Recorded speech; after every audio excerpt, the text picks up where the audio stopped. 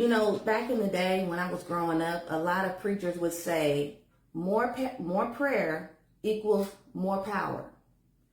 Less prayer equals less power. I don't know if you've all ever heard that before, but I know now that that's true. So I want to talk about what are some of the effects of being distracted from your time with God. The first thing, your discernment is low or non-existent.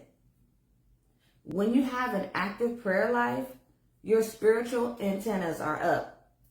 The less time that you spend with God, you begin to lose your signal. You start to get that radio static coming in.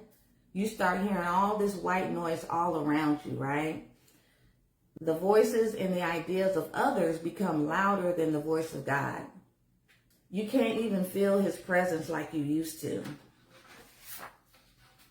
Another thing that happens is you become more susceptible to the attacks of the enemy. You're wide open, so to speak, right? Ephesians chapter 6 verses 11 tells us to put on the whole armor of God. Another thing that can happen when you're distracted is it can lead to increased anxiety, depression, hopelessness. We have to remember that our hope is in him.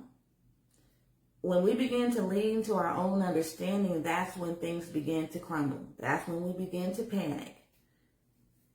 Proverbs chapter 3 verses 5 references that. Another thing that could happen when you're not spending time with God, you may even start to feel sluggish. You might feel lazy. You might have a lack of motivation. Hebrews chapter 6 and 12 goes into that a little more. My last point with that is you also might notice yourself becoming more negative and more pessimistic because you're not actively displaying the mind of Christ. 1 Corinthians chapter 2 verses 16. Pay close attention to your emotions.